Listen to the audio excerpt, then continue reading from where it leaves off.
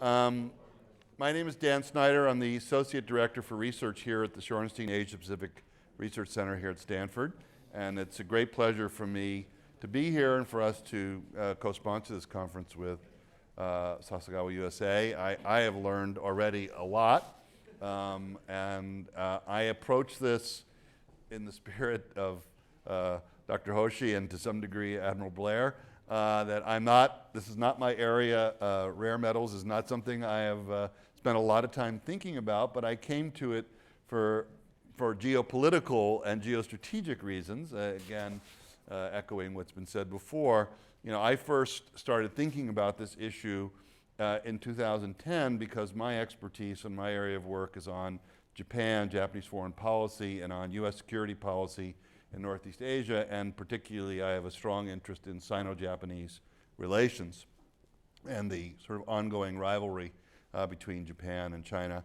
And so the events of 2010 very much impacted the way I was thinking about the long-term relationship between Japan and China. And this panel is meant to look at the issue of resiliency of rare metal supplies. So I think the sort of dragon in the room question hopefully will be a big part of what we're talking about, and I want to say a couple words about that. But I think also we need to circle back, and I hope we will circle back onto the questions of demand, because it's hard to talk about supply resiliency without having some greater sense of where people anticipate demand coming from. And I'm sure we have our great set of panelists here will address these questions. The couple words I'd like to say, and I hope that we will use this panel in part to follow up and have discussion of what Admiral Blair presented at lunch, because I think he raised really important questions that I hope we will address. And the big one for me is we have a group of people here who are all in the business, many of them dealing with doing business with China, many of them dealing with the consequences of Chinese domination of certain segments of this market. And I hope that we'll get some benefit from their deep practical experience. And one of the things I'd like to sort of get everybody to address to some degree is, what do we really understand about Chinese behavior? That is, what motivates the Chinese and Chinese suppliers and the Chinese government in dealing with this market? And I raised this question earlier about 2010. Were the Chinese using rare metals as an instrument of political leverage in a totally disconnected event, that is an event related to maritime disputes in the East China Sea? Or was it a sort of coincidental overlap of other things that they were engaged in regarding this market and these events that were taking place for geopolitical, geostrategic reasons?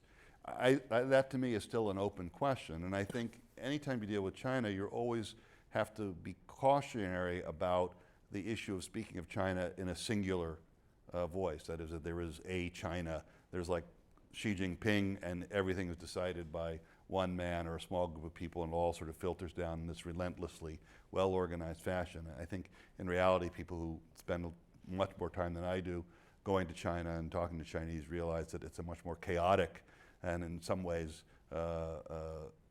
marketized situation with many competing centers of power with different goals. And I think that in some ways affects the way I'm sure that suppliers, buyers into this market are probably thinking about the issues of supply. So, having thrown that onto the table, we will go in this order. First, Elbert Loois, who comes to us from Germany, and I think it's great that we have a European perspective. We saw earlier, this is not just a U.S.-Japan question, and you can all have their biography, so you can see what their backgrounds are. But all these people are dealing in the mining and mining consulting and mining purchasing, trading business. That he will be followed by Luka Erceg, who looks at it from an American perspective and comes to us from a minerals mining background. And then he'll be followed by Nick Kotaki, whose experience is from in Japan with a major Japanese trading company, and very, very deeply engaged, I believe, in purchasing and supplies of rare metals for a long period of time, I think with a lot of experience as well in dealing with China and with other suppliers. And last but not least, Geoff Bedford, who's the CEO of Neo Performance Materials, who I think will give us the perspective of somebody in the industry on all this. So everybody's been asked to sort of speak for 5 to 10 minutes. We have a PowerPoint-free panel. Thank you. And so they actually have to talk, no slides, and then we will, I may ask a couple of questions, or we'll just see how the conversation flows, and we'll open it up to the floor. So onward and upward. Yeah, thank you very much, Dan.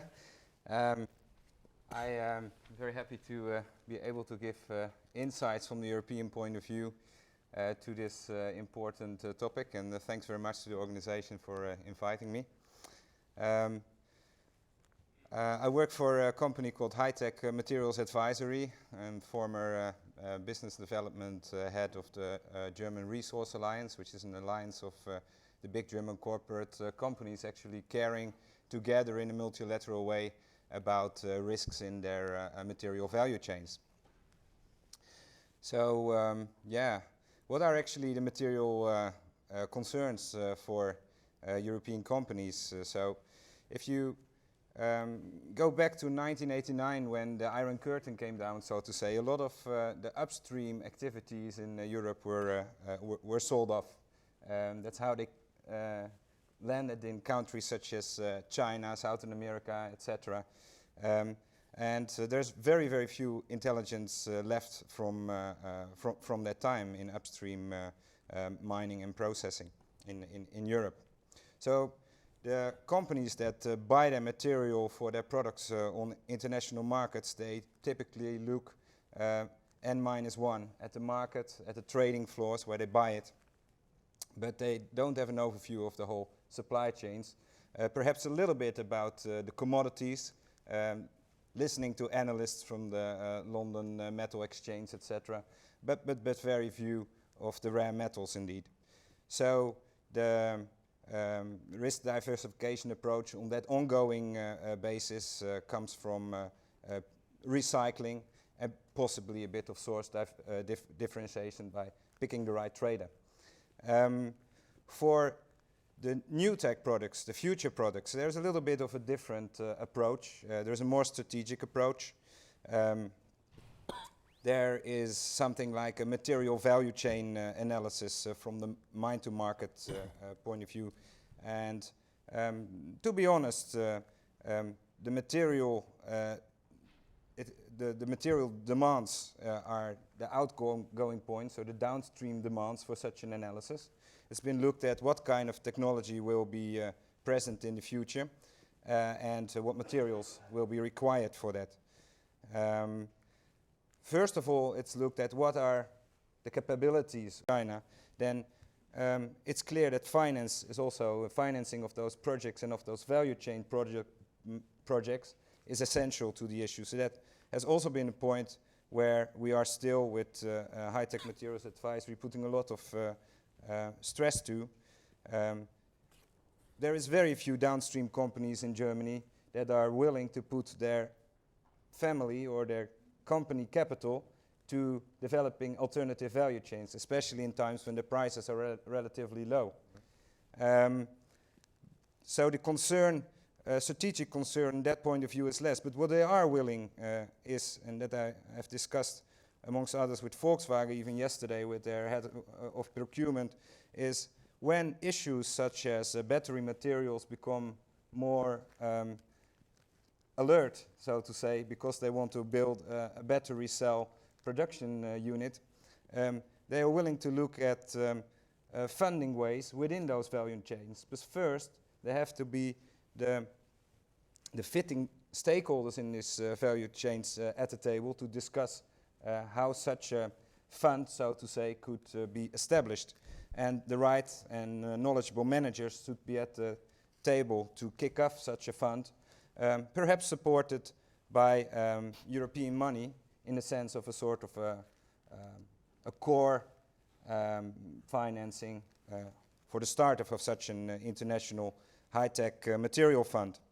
And that's where the government sees its sees its role to support this kickoff, be it in research and development, be it building the core of such a raw material funds, and of course supporting the building of alliances for partners in such a fund in a global manner. Yeah, I think that is in short, between brackets, where European material concerns stem from. Thank you. Well, good afternoon. So my name is Luka Erceg, and I'm sometimes notably known as the founder of Symbol Materials. And this was a company focused on producing lithium chemicals for use, obviously, in electric vehicle manufacturing and some other applications. So that was where I spent a good deal of my time. And from there, we transitioned to look at other metals such as manganese and zinc elements as well. Today, I find myself also working on other resource issues, but this time related to water. But I guess the first thing I would state is that my views are typically not from the defense perspective. I view defense and national security as one topic that should be put in a box because there are extraneous non-market driven reasons to act. So I focus now on all the other applications in which you might more eloquently say are economic security. The first thing I would say is that I, by and large, have not seen a metal yet that the world is running out of. Okay, so I'm going to be controversial there. What I will say is that we're running out of low-cost production of most resources. So when we find that there are situations of sole source suppliers, frequently that is because that supplier has such an ingrained position in the market and a low-cost production technology that it's difficult to compete with here.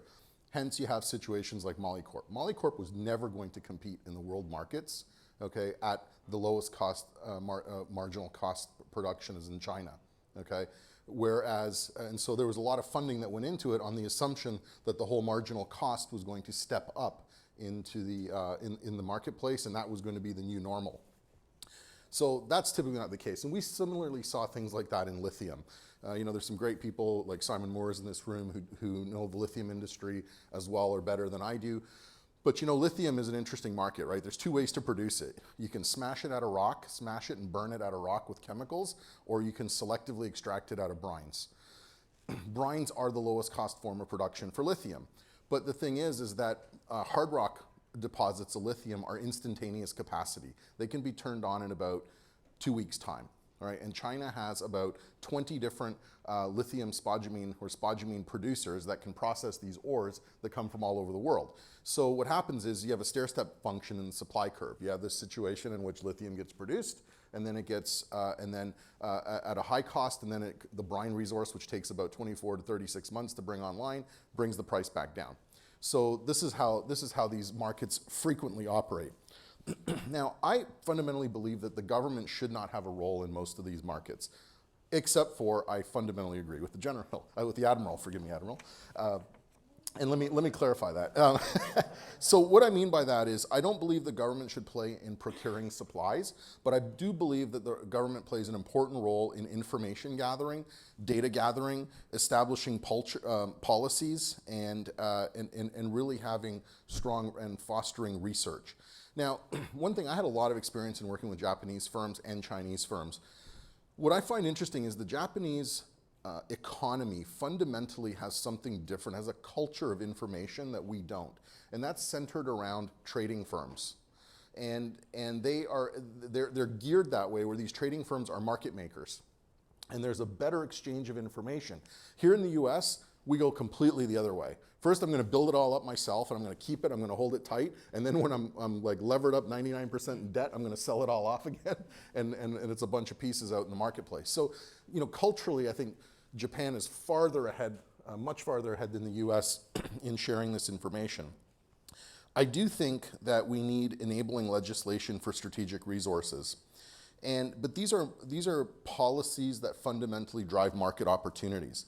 So I testified in 2011 in front of the Senate Committee on Energy and Resources, and same with the House. And one of the things I discussed was the life cycle that we're missing here in the United States. So let me give you an example of this, right? United States used to be really big into mining, right? We used to mine all kinds of minerals, metals. Then we started exporting them. first off, right? Until we built up our own manufacturing enterprises. Then we lost our manufacturing enterprises and they went overseas, okay? Well, what happened then? Well, then the engineering jobs left, right? Well, when the engineering jobs left, the students didn't want to study anymore because there were no more jobs, right? And then you go further and say, well, when there's no students coming in the universities can't justify running the R&D centers, right? And now all of a sudden you're missing this cycle and you pull any one of those components out and the whole system is going to collapse. It just doesn't happen instantaneously. And in the same function, we cannot snap our fingers and say, we're going to now rebuild like the rare earth metals industry in the United States. You have to start fundamentally from one block in that vicious circle and be really good at it and then enable the next one and keep going in a circle. So I fundamentally do believe like when you have things like the financing mechanisms that the DOE came out with, look, those are all great ideas, but look, the industry is replete with bad, what's the expression? The road to hell is paved with good intentions, right? Well, we're replete with financing of bad companies. Look at the solar company here that went bankrupt, right? It was because their whole business model was based on silica being priced at here. Nobody thought to consider what was the marginal cost of production of silica, right? And most resources are backwardated, right? This is, we can fight the economics textbooks, but sooner or later we have to recognize that there's truth in them. And so what I would say is that if we're going to support technologies, and I fundamentally believe we should, like ARPA-E is a wonderful program. Those are moonshot technologies that fundamentally drive technology development. But those are things that change the marginal cost of production or change the normal for technology.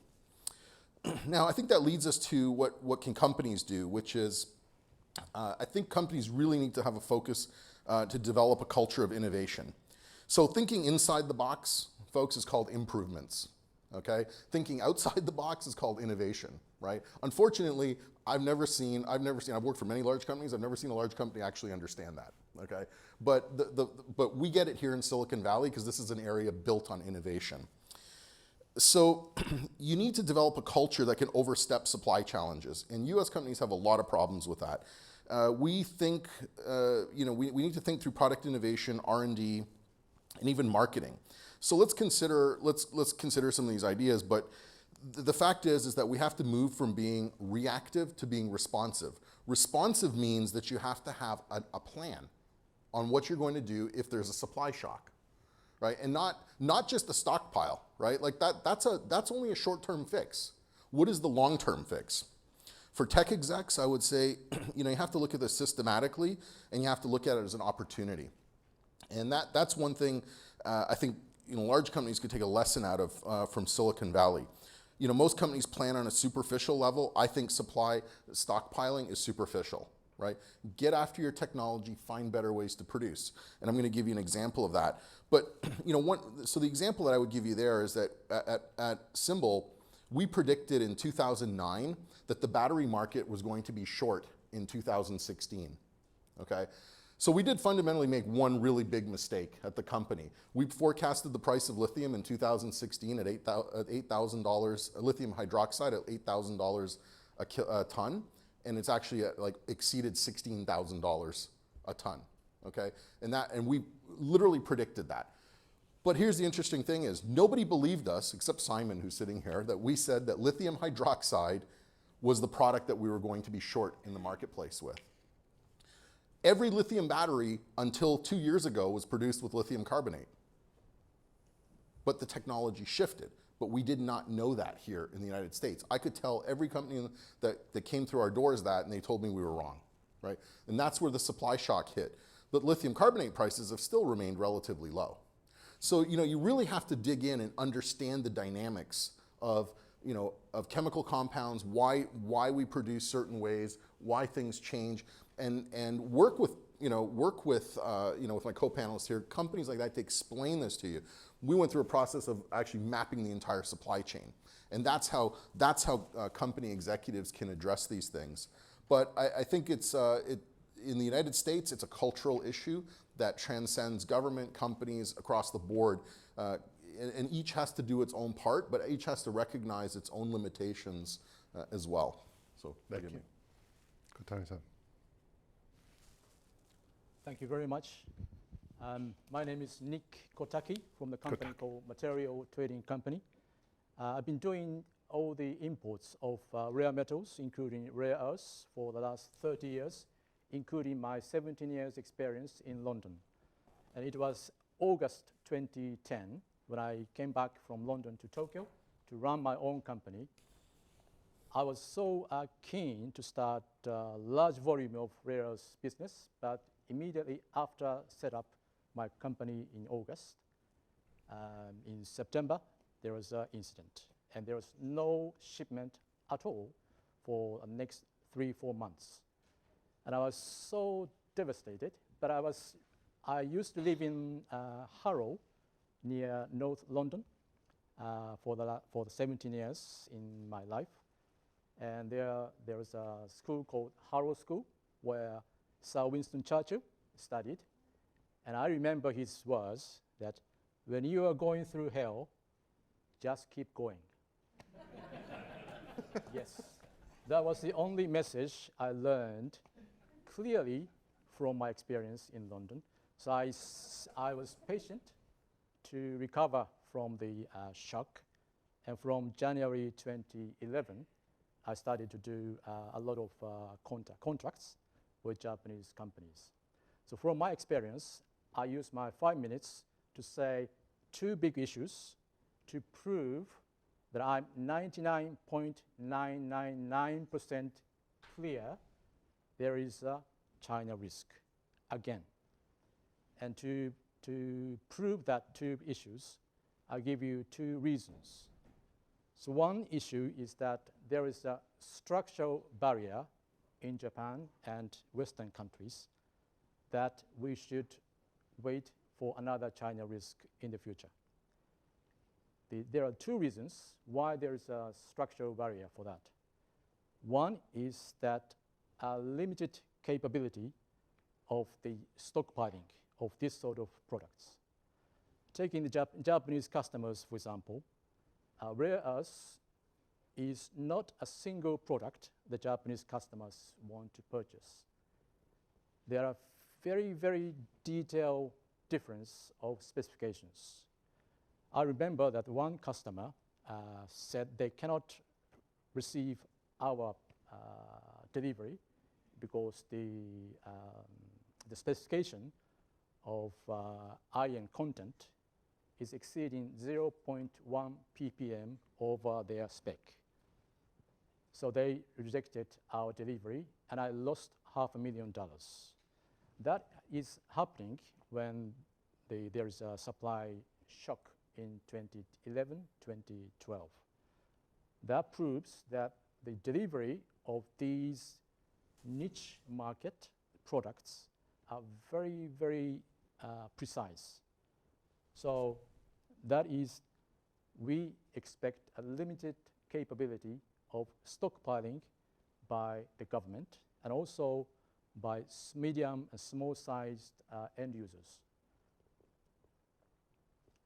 Second, to prove structural barrier is that nowadays the risks of natural resources is not the location of the reserves, but the location of processing plant. There is a huge different places, countries, that there is a huge amount of reserves. But we don't really care where we find reserves, but where we can buy processed products to buy from. There is elements of the environmental issues. There is an element of the production cost. That's why we rely on China for almost 95% of supply of rare earths, and in some cases, 100% of supply of zirconium in our case. Japan is buying 16,000 tons annually of zirconium oxychloride, which is produced from zirconium sand. But Japan is buying 16,000 tons of zirconium oxychloride, 100% from China. but zirconium sand is imported or is exported from Australia, South Africa, but Japan can only buy, US as well. US, Japan can only buy zirconium oxychloride from China because China has only a competitive production facility using zirconium sand. And this is another area that we should find the China risk for the location. A second barrier to avoid a China risk is that attitudinal barrier. Two issues. One is these rare earths, rare metal markets are too small. So this is useful for medium and small size trading companies like us. Large companies like Mitsubishi or Mitsui, they cannot feed or they cannot generate enough profit to feed their high paid staff if market becomes downwards. So the customers always rely on informations and competitive supply of these rare earths, rare metals from medium and small size trading companies. A second, the company or top management underestimates the importance of the supply chain management because of the strong pressure from stockholders, strong pressure from medium level of boss. They are putting always pressure to purchasing people to buy less expensive products. So there is no significant method to value the importance of the supply chain. That's why the people, especially the top managements and purchasing people, are very, very short-sighted to find less expensive materials from the trading companies. And these issues are leading us into the situations that China is like a monopoly of supplying these rare earths and rare metals. And that will lead to the Chinese goal or made in 2025 goal that they are trying to encourage Western countries, Japan and the US, to move their plants into China. And then China is challenging to establish themselves as the largest supplying country of these raw materials within the largest market. That's the challenge that they are trying to achieve. So two issues, that attitudinal barrier and structural barriers are the things that we should re-evaluate again in order to avoid a China crisis in the future. Thank you. Thank you. Geoff? Thank you. Well, good afternoon, and thank you for having me here today. My name is Geoff Bedford. I'm the CEO of Neo Performance Materials. There's a few questions that I've been asked to answer here in my 5 minutes, but before I do, maybe a bit of context on sort of Neo Performance Materials and what we do and the context that I'll be answering these questions. So we have 10 processing plants around the world, 3 of which are in China. They're processing rare earths and rare metals, and we have been in sort of the rare earth business since 1993. And Neo Materials was a publicly traded company in Toronto, went into China in '93 looking to start processing rare earths. We were acquired in 2012 by Molycorp, and in 2013 I was asked to step in as the CEO of Molycorp and try to turn around, save, whatever you want to say, Mountain Pass. Unfortunately, that didn't work for everyone. So what's emerged here is Neo Performance Materials, which is really the Neo business of the past with a couple additional plants. So, we view ourselves as a global supplier of rare earths, but with the bulk of our rare earth processing today in China. I've been asked to address a couple of the following questions. So how do geopolitics affect the flow of resources? What lessons of security of supply can be taken from the rare earth saga? Is the world supply lines for rare earths more robust now? Does it matter? And how does China affect the profitability of production of materials outside its borders? So that's a lot to cover in 5 minutes. So maybe A I'll, couple more minutes. yeah, maybe I'll open up, and I'm the last introduction, so then we can get right into questions. So maybe I'll make a few comments and then, be happy to answer questions in that regard. So, how do the geopolitics affect process flow? And I'm talking in the context of rare earth. I would argue in a profound way. I mean, it's hard to argue with everything that's gone in China that the geopolitics hasn't played an incredible influence on the industry over the years. I would argue that one of the challenges of geopolitics is the objectives change. And in 1990s, the Chinese were all about attracting foreign direct investment. And they took, companies like ourselves would show up in China, and we were given tax breaks. We'd pay half the taxes you'd otherwise would if you exported 80% of your product. So that was sort of encouragement to come into China and do those types of things. Fast forward to 2000, 1999, 2000, and all of a sudden rare earth export quotas are introduced. And this is the beginning of China thinking about the value of these elements that are coming out of the ground. I think you used the term exporting pollution in your book, thinking about that and how it's impacting the country. Moved to 2005, and there's a resource tax added. And all of a sudden what that's encouraging companies to do, Japanese, Germans, Americans, it becomes 15, 25% cheaper to buy raw material inside of China than outside of China.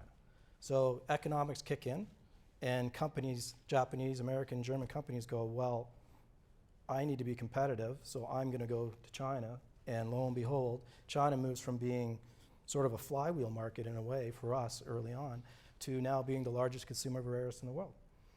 But what's interesting, because we talk about China as the largest rare earth consumer in the world, but it's, our customers are primarily German, Japanese, Korean, and American companies that have relocated to China. Right. So it's complicated. And I would agree with what was early on, that China is, everybody thinks about it as one policy, but there's a number of provinces, a number of objectives, and it's complicated.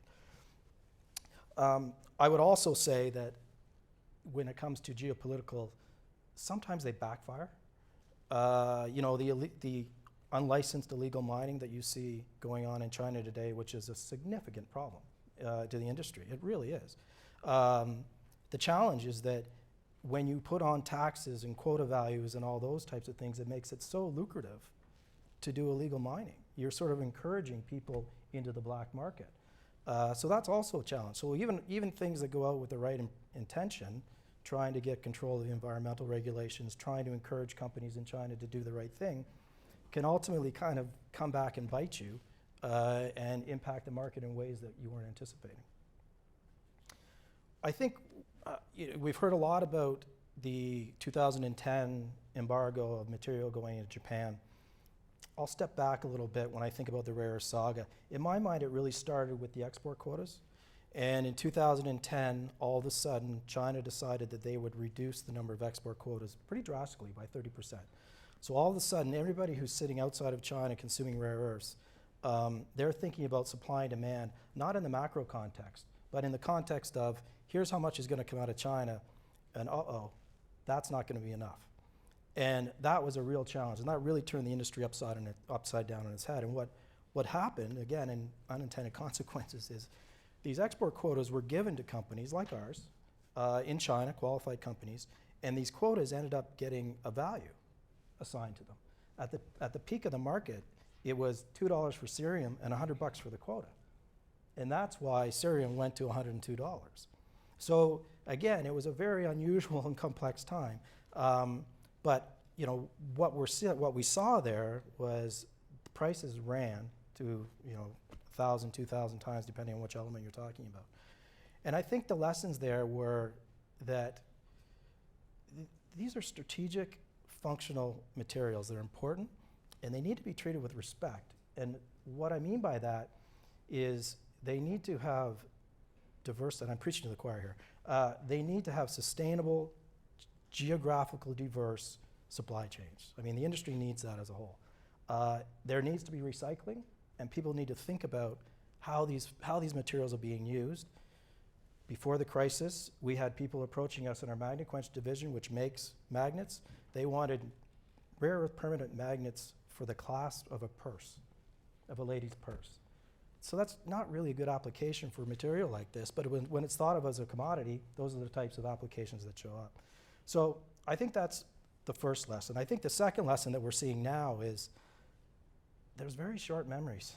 I have to say, you know, 2010 wasn't that long ago, and we're going around, and I won't mention countries, but all the major countries, and nobody's talking about security of supply. I would agree, Siemens is very progressive in the way they think. I've known Reinhold for a long time, and he's done a good job sort of championing that effort within Siemens. That's the exception, not the norm. I mean, we're back to discussing about whether things are going to be another 25 cents a kilogram in price. So there's a very short memory with the customers and an even shorter memory in the financial markets, and that sort of is a bit of a challenge when, as we've heard today, sort of getting these supply chains in place takes a long time. So that's one of the real challenges that we see, and one of the lessons that we've learned that I don't think we've solved here. Yeah, I think the last thing learning of that is I'm still hopeful, because I'm not going to bet against US, German, and Japanese innovation. What we saw happen through this crisis was clearly companies trying to understand how they can better utilize this material, how they can not use material that isn't needed. And for somebody who sells rare earths, I went around saying, we've got every R&D group in Germany, Japan, and the US trying to figure out how to use less rare earths. That's not a good thing for this industry. But the innovation took place. I mean, dysprosium-free permanent magnets, or much less dysprosium permanent magnets, they're a real thing now. And that really took place through this innovation, this process, a lot of it coming out of Japan. So, so that would be my thinking as far as the lessons that were learned through this, my takeaways from the 2010 and onward saga. I think as far as the question around, are the supply lines more secure today than they were? My answer is no. There's been changes. We've seen companies like Linus come into the market, which is a good thing, diversify supply. We've seen raw material coming in from Southeast Asia that wasn't coming in before. But at the same time, we've seen a number of the users and processors of rare earths moving into China, and you could argue that it's become even more concentrated in one area. So, you know, I think there's still a lot of work to do there. There really is. And luckily, there's groups like this that are thinking about these things. So, you know, as far as, you know, the China impact on prices and production, we lived it firsthand at Molycorp. So when you have 80% of the market, you're a price setter. So they're setting the prices, and the rest of the world then needs to live with it.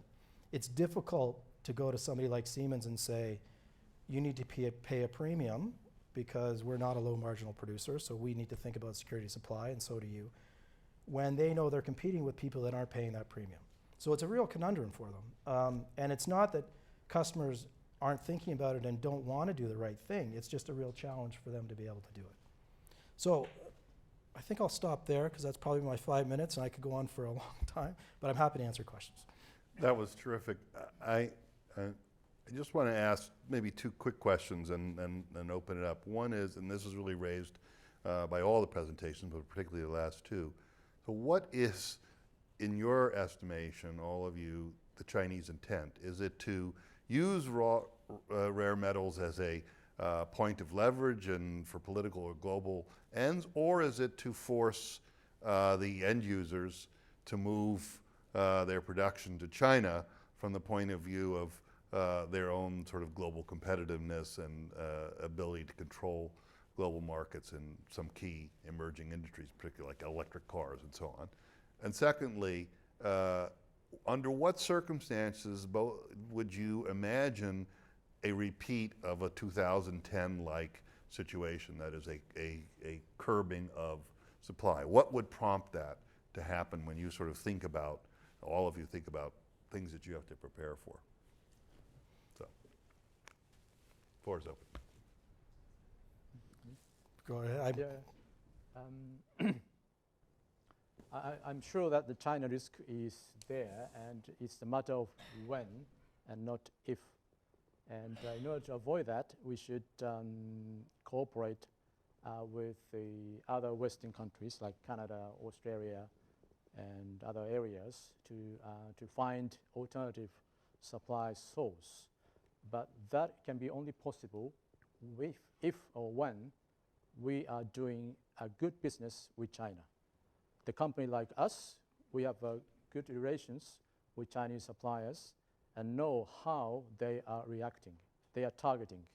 They are only inviting Japanese or other companies to move their plants to China to produce. And then after that, they will put many burdens to increase the price. So China risk is not the way we experienced in 2010, but the way they are consolidating the suppliers within China to a limited number, and then they, in reality, control the world market. That is how they are trying to establish. Thank you. So my thoughts on that are that it's easy to come to events like this and think about right and wrong, but I think it's more about just different. So in my view, the Chinese, they come at it from their perspective, which is trying to get 1 billion people, keep them employed, keep their political system running, et cetera. So, you know, I don't think that there's sort of one master plan. That has not been my experience so far. There's a number of policies, all for different reasons, that all sort of come together and you end up with what you end up with, right, wrong, or indifferent. You know, the example of there's a consolidation effort right now where the SOEs, 6 chosen SOEs, are consolidating the rare earth industry in China under these 6 SOEs. You know, from my perspective, I think SOEs are a great competitor. The ones that I worry about are the entrepreneurial Chinese. And, you know, we've talked about, you know, the technology and sort of the specific driven products. So the products that we sell to BASF are not the same spec of lanthanum that we sell to Albemarle, for example. And Siemens is buying something different than, so even though they're rare earths and they're all the same element, they're very different specs. So that sort of complexity, it doesn't always sit well with SOEs. So, you know, in our world, you know, that we don't see that particular policy. You know, we think that that's an effort to try to get the downstream operators to be much more focused on adhering to some of the environmental and some of the other production issues that are going on in China. And the feeling is that under an SOE, that can be controlled better than a bunch of individuals in the south of China sort of starting up southern ionic clay mines. So you know, I don't know if there's one overall objective, but clearly there's policy objectives within China, and the policies that come out represent or replicate those policies. Luka, or either Sure. one? So I'd just add quickly, I would echo the sentiment that there's probably a China first policy, right? Which is, we've got to look after China, we've got to do what's best here for China. But I think we'd all be naive to dismiss China's maturity in the use of international trade tools. Okay, this is a country that is quickly realizing that it doesn't have to just turn the tap on and off with minerals or inducing you to come to China to produce. So I think, and in particular, I think we're going to see in the next 4 years to 8 years, we're going to see more of these WTO type actions coming out, and sanctions and embargoes and all types of things happening, as if there tends to be what some of us may see as some trade tensions going on with a reordering of business interests. From discussions I had with Chinese counterparts, it became obvious that rare earths has already been for decennia a key element in their industrial strategy. Quality of their products should always be driven by this resource, which China has access to and a lot of others haven't.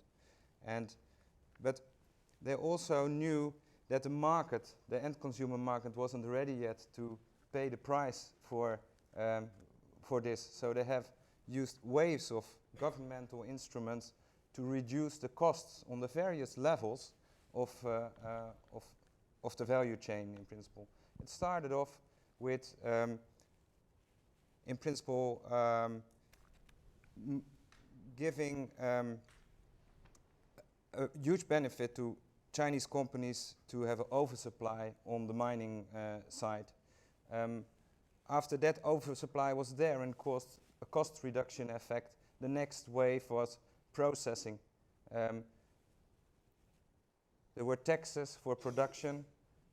Capacity and money was moved out of the mining overcapacity in the mining market to the next stage, to the processing level. Now the last action by the government is an enormous R&D plan for not, in principle, the metallization of the material itself, but finding new applications with new characteristics of these rare earths. This is a completely different philosophy as being followed in the West. We think about substitution, using less. They say we have this material and there might be so many characteristics yet what we didn't find out, and we'll have a huge competitive advantage with these characteristics. And now they move to the next level of the value chain. We've seen the effect, it was just discussed. Companies are moving into China because of various levels. And we have to be very careful that Chinese will not walk away with all the added value from the beginning of the supply chain mine up to market, which is, from the German perspective, making of cars, car manufacturer, especially e-mobility segment of the market. Okay, let me open the floor. We have about 10 minutes for discussion. Yes, and you please wait for the microphone and please identify yourself. My name is Bevan Wu, and Stanford alumni here. I think for today, what I heard is like we versus China and China versus us, as if, the Mother Nature somehow favored China, give them all the minerals. But I would suggest, suppose you put yourself into Chinese shoes to think about, if you have all those material and so forth, what would you do? And of course, you will look after your own country's benefits, right? The heck with all the Western thinking, right? But I think if you put your own shoes in their position to think about it, maybe you can find out a very good solution, work together. Instead of saying, we band together versus China, I don't think you're going to win that way. Thanks. I'll take that as a comment, and let's move on, and then we'll come back to the panel. And I might just follow on to that comment, as though in some respects this all might be, again, the law of unintended consequences. For example, China, as we all know, has a population of 1.3 billion people, and according to various statistics, the middle class as defined by various parties with disposable income measures, is somewhere in the vicinity of the population of the United States at this point, buying phones, TVs, cars. And if you put into the context of the entire spectrum of materials, including steel, its steel production rose from as little as 195 million tons in 2001, when the US was producing 95 million tons, or 100, and today is producing more than 800 million tons. So in a market of 160,000 tons worldwide versus 1.6 billion tons in steel, it might be a matter of policy. It might have one voice, but I think none of us, or it seems to be, there is a consensus that we're not sure about that. So it impacts people and military decisions, but it's a small market relative to what they've done since 2001 in so many other respects as well. How you handle that, I don't know. All right. Let me come up here.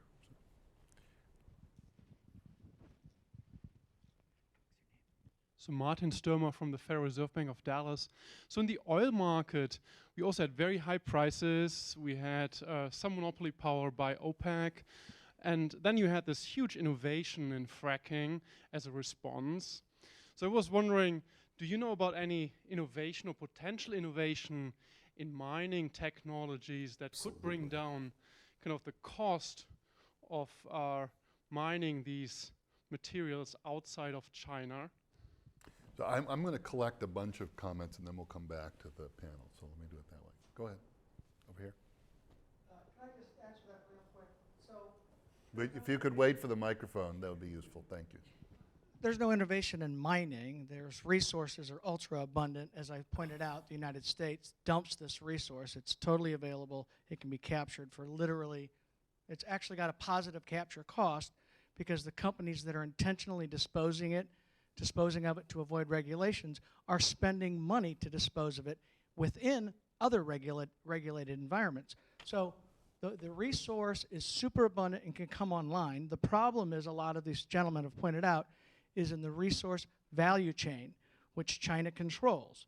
And the problem is that for any one corporation or any one industry, for them to set up their own mini value chain, the CapEx cost will wildly exceed the value of product they bring, that they're able to capture from that and bring back in. So solutions have to be broader than just a single company or a single industry. They actually have to be multinational. And then to this gentleman's excellent comment, why can't we all just get along? The 1990 Cox report, which was declassified, 10 years ago, pointed out that they took quotes from the top 4 leaders of the Communist Party, and they called it the 16-character policy. And all of these leaders of the Chinese government's Communist Party were essentially saying the exact same thing. All economics is military. Military is economics. 4 variations of the same theme. And the report revealed that, historically, this has been their pattern and continues to be their pattern. And so you have to look at the next China event, what will trigger it. And I can tell you this is a fact you can easily research. In February of this year, the United States military's very limited intervention into Syria caused a complete global depletion of all smart weapons, which are all rare earth dependent weapons. And they had to scramble the entire global inventory system to keep weapon systems in flow to the point where they were literally out. So any one of these gentlemen will tell you, every single material that goes into those particular weapon systems directly or indirectly passes through China. There's no alternative. So what's the next event? South China Sea. What's the next event? A larger trade dispute. You have to think about this. I've only heard one other person, and it was today, ever state the simple fact that China can shut down literally every single technology manufacturing assembly line in the world. All the phones, all the cars, all of these things can be shut down. Let me stop you just because we're running out of time. Sure. So can I just say that think about the United States at the end, developing weapon systems. There's no weapon system more powerful than this, and it's purely economic. And I think everybody in their heart knows that this is a possibility, but no one's actually. There's an unwillingness to find a solution. Maybe if Dan and Graham are okay, we'll just go a little bit into the break time. So I have one in the back there.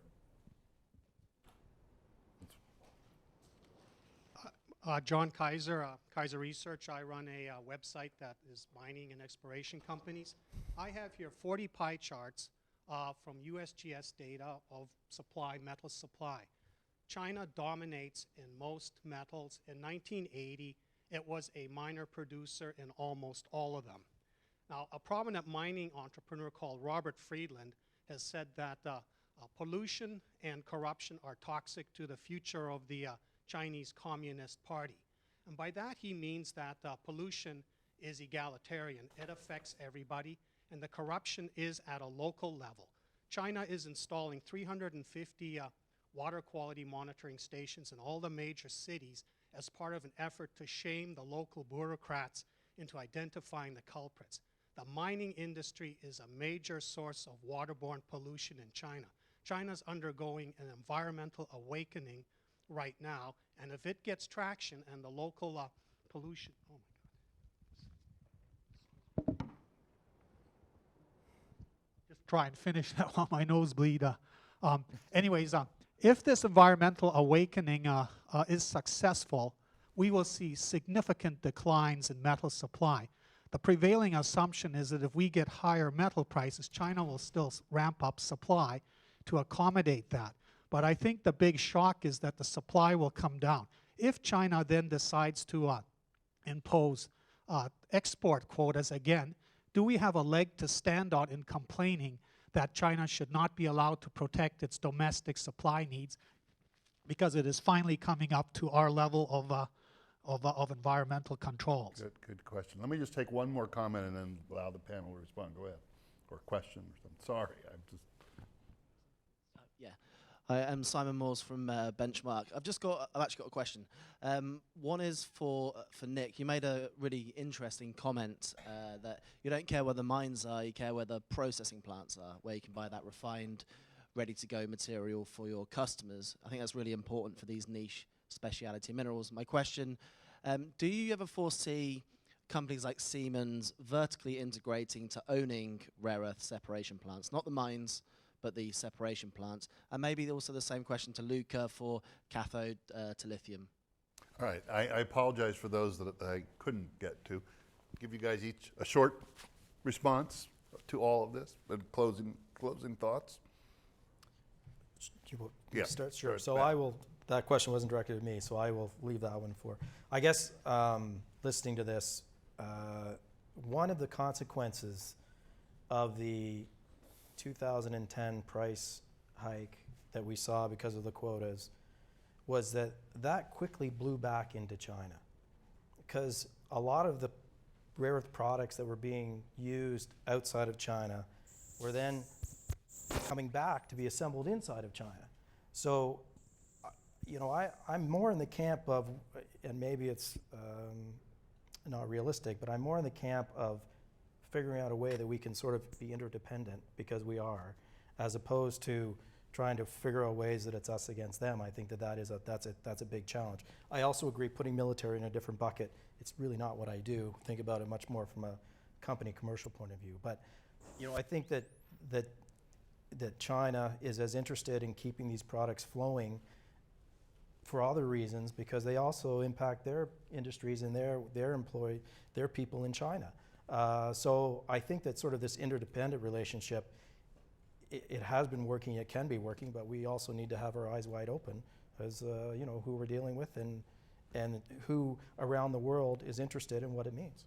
And the environmental question, did you notice that with your companies, more environmental pressure from? Absolutely. So we don't mine. As a foreign company, we're not allowed to mine in rare earths in China. That is a restricted area. But we buy a concentrate that comes in our front door. And absolutely, there was environmental regulations that came down very quickly, that we then, everybody needs to sort of up their game, if you will. I think the challenge with the environmental regulations is that as a foreign company, we sort of do things the way we would otherwise do them elsewhere. They're not regulated, they're not enforced all the time equally in China. But no question, in the mining area, there's a lot of improvement possibilities there. Kotaki. China has learned a lot from their experience in 2010 as well.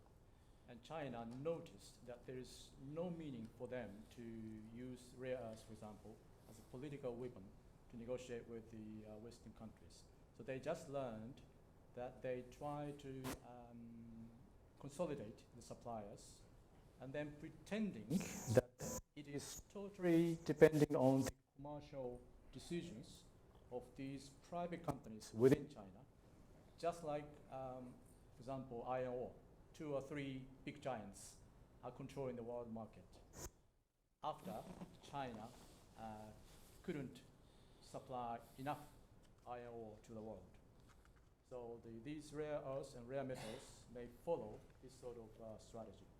And then another issue is that, for example, Japanese companies have a psychological excuse that they don't really care how the price and supply would be in terms of rare metals or rare earths, as long as all the competitors are in the same boat.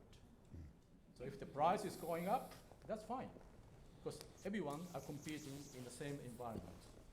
But they don't really want to lose or their competitiveness by buying higher priced products from China. So Japanese private sectors, they don't really care for the strategic stockpiling unless their finished product has a huge profit margin. I've got one company who I cannot name it, but they are having more than 2 years of stockpiling of their rare earths because their finished product has a huge profit. But unlike them, the small or medium-sized customers whose products are not that competitive, then they cannot have such stock, but only 1 or 2 months. So they are only doing the hand-to-mouth purchasing policies. So there's a huge difference in the decisions making within the Japanese companies, depending on their competitiveness of the finished products. Thank you. Thank you. Brief. So I'll just address this question about vertical or backward integration. I think it's always intoxicatingly fun for companies to look at this because the M&A teams go and get to pay a whole lot of money and overpay for something and pat themselves on the back and leave with this behemoth of a company behind there. The reality is, so, most of what we talk about here with rare earths, we keep talking about it in context of mining. And that's the same thing with lithium mining. These are not mining operations. These are specialty chemical companies. Okay, this is what they are, specialty chemicals, right? And so, if you're gonna go to Geoff's company and you wanna buy it, right? And let's say I go to a PE firm, buy it, and I wanna integrate it with Siemens. The problem is that in that concentrate he gets, he's got 50 products, right? And so you've gotta buy a large enough producer to supply all of your needs, but what you're invariably gonna end up with is you're buying your way into a whole different business. So let me give you an example of that. Tesla wanted to go and buy my old company, okay, to get into lithium production. Well, first off, one Tesla plant, gigaplant, was not going to use up all the capacity for lithium production, right? So what do you do with the excess capacity, right? Or what do you do when your sales drop off and now you find you have all this excess capacity in there and you've got to sell it off in the market, but you're in the business of selling cars, not lithium, right? And by the way, batteries today only represent 40% of the lithium market. So the next thing the problem that occurs, and I've seen this time and time again, is when you backward integrate, you have margin erosion, right? So what ends up happening is that the prices just collapse because you're saying, well, now I'm gonna, because Tesla's goal was to get down to a couple of dollars per kilogram lithium hydroxide pricing, right? Well, once you do that, you stop paying for the $400 million chemical plant you need to produce lithium, right? And the economics don't work, and you end up having to do a divestiture. So I think we'll see limited instances in which companies will backwards integrate, but I think the better strategy is, and which is what I loved about working with Itochu at the time, and not to say I wouldn't love working with Nico's company here, but with the trading firms, they were able to bring partners, and you were able to actually create a market in which we could focus on the efficient production of our materials, and they could focus on the efficient production of their products for their customer, and that's a far better equation than trying to backwards integrate. Thank you. Final word. Yeah. Although I do agree that if we all would have the same targets and work together, we might de-risk quite enough. I also think that the geopolitical risk situation for rare earths, especially in China, is getting bigger because of the following. As I've just mentioned, on the various levels of the value chains, China tries and will try to be competitive on a global way, either by inducing overcapacity, reduce cost pressure, and they use various methods of achieving this. But in the end, they're also confronted by the result of that from another end, like the gentleman Kaiser in the end of the room said, there is corruption and pollution as consequences with this kind of cost reduction and overcapacity. And to tackle that, and you see it already happening on the mining level, on the processing level, there is a